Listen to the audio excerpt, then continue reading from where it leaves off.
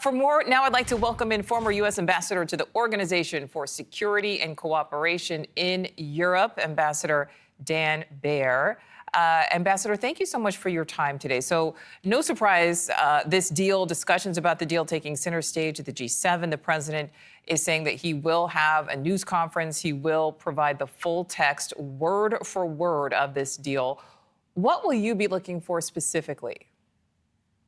I think I and many others will be looking for how this deal compares to the deal that President Trump tore up, to the deal that the United States had before.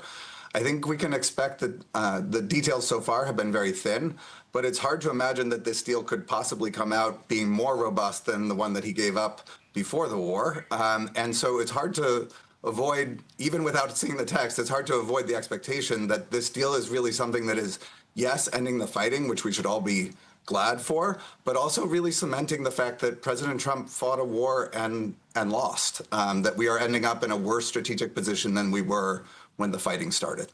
Well, so the vice president is weighing in. Vice President J.D. Vance discussed Iran pursuing nuclear weapons earlier today. Let's listen to some of that. But if they choose option two, which is we're going to continue to try to pursue a nuclear weapon, then nothing that we don't commit to doing anything as part of this deal. So the United States wins either way. What the president is trying to do is actually extend the hand of peace and say, if the Iranian people want greater prosperity, then their leadership has to step up and change their behavior. If they do, great. If they don't, the United States has already gotten a lot from what we need. All right, Ambassador, so you've talked about this deal potentially being very similar to what was already in place. Axios is reporting that the CIA director, John Ratcliffe, is skeptical about Iran's intentions on the deal leading to a final nuclear agreement. Do you believe we will see Iran meet their commitments, or the commitments that the U.S. is saying they will have? This is the hard part, because Iran's commitments are going to have to be outlined in the next 60 days of negotiations. And there's nothing about the reality of the situation that has changed that makes it more clear that we can expect that the two sides will come together and have a meeting of minds. Meanwhile, with all respect to the vice president, to say that the United States hasn't lost anything, we have not only our own economy, but the economies of many of our closest partners and allies that have really suffered in recent months. There's been an enormous cost of the war outside of Iran, where obviously the fighting has been taking place. And so the United States has actually already incurred enormous costs along with our allies, and we're not ending up clearly in a better place than we were when we started. And of course, there's so many eyes on the Strait of Hormuz. We know the international community is especially watching how this will all impact the strait, that vital waterway. The president is saying it will be fully open as soon as Friday's ceremonial signing happens. I'd like to listen to some of what he had to say earlier. Ships are starting to move now. We're going to have it fully open by Friday. The ships are starting to move nicely. Oil is starting to go, and the prices are coming down rapidly. Stock market is going up rapidly. A lot of good things are happening. And most importantly, Iran will not have a nuclear weapon.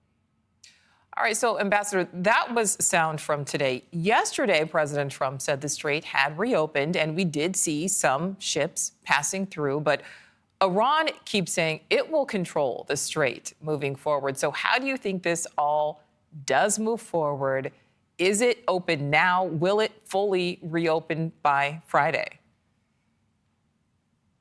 I mean, time will tell. I accept the president's expectation that the strait will be fully open on Friday. Again, just to remind viewers, the strait was fully open before the fighting began.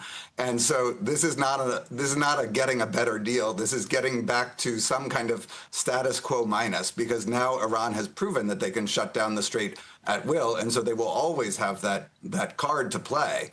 So we'll see how long the strait remains open. I hope it remains permanently open. Obviously, 20% of the world's oil supply goes through that strait. It's really important for the energy prices that Americans are seeing and that our partners and allies are seeing. So I hope that it stays open. But again, this is not a great achievement. This is just getting back to something slightly worse than what we had before the fighting began. Ambassador, I want to highlight what you just said there. I mean, this strait was open, free to use before the war began 4 months ago. President Trump, though, is still treating this as a major win. Is he right? I don't see this as a win. I mean, I think what's happened over the recent weeks is that the president has gradually accustomed himself to the fact that the United States was going to be strategically worse off, and that it was better to end the fighting and to end the losses at some point. And so that's what this deal does. But it doesn't change the fact that the entire risk that he took by taking military action has not panned out for us. Now, European allies who are meeting with him right now in France will try to make the case to him, I suspect, that having lost the Iran war, there's still an opportunity to win with respect to Ukraine, and that the United States can actually make a difference there, where Ukraine is finally showing that they have the upper hand on the battlefield and desperately needs U.S. assistance, particularly on air defenses. So the president may see that his time with G7 leaders is an opportunity for him to shift to a more successful battleground, as it were. All right, Ambassador Dan Baer, thanks so much for your time.